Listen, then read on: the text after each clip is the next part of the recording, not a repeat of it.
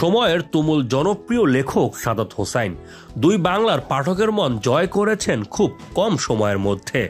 লিখেছেন গল্প, কবিতা, উপন্যাস, গান ও নাটক। নির্মাতা হিসেবেও সুনাম অর্জন করেছেন। আজ এ লেখকের জন্মদিন।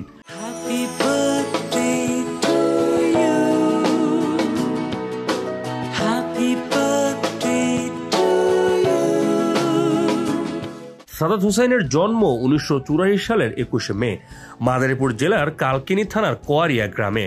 তিনি মনে করেন সিনেমা থেকে পেইন্টিং, আলোকচিত্র থেকে ভাস্কর্য, গান থেকে কবিতা, উপন্যাস থেকে নাটক, সৃজনশীল এই প্রতিটি মাধ্যমেই মূলত গল্প বলে।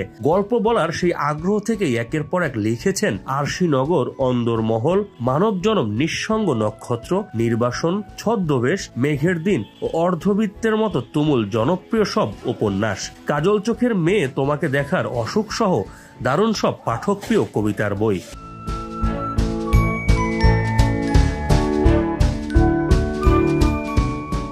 সাদাত হোসাইন লেখালেখির পাশাপাশি নির্মাতা হিসেবে নাম লিখিয়েছেন বেশ কয়েক বছর আগেই। 2019 সালে গহীনের গান নামে পূর্ণদৈর্ঘ্য সিনেমা নির্মাণ করেছেন। 2016 সালে নির্মিত নির্বাক চলচ্চিত্র দ্য সুজের জন্য সাদাত হোসাইন বাংলাদেশ শিল্পকলা একাডেমি শ্রেষ্ঠ স্বল্প দৈর্ঘ্য চলচ্চিত্র নির্মাতার পুরস্কার পেয়েছিলেন। এক সাক্ষাৎকারে এই লেখক বলেন, আমার বাবা একজন সেনাবাহিনীর সাধারণ সৈনিকের চাকরি করতেন। বাবার ইচ্ছে ছিল আমি বড় হয়ে আর্মি অফিসার হব, কিন্তু সেটি তো হলো না।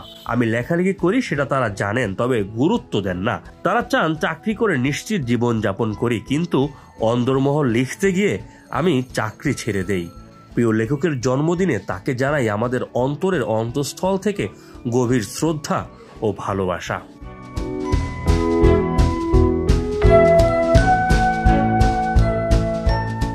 Saiful Islam Rony, Paris, France.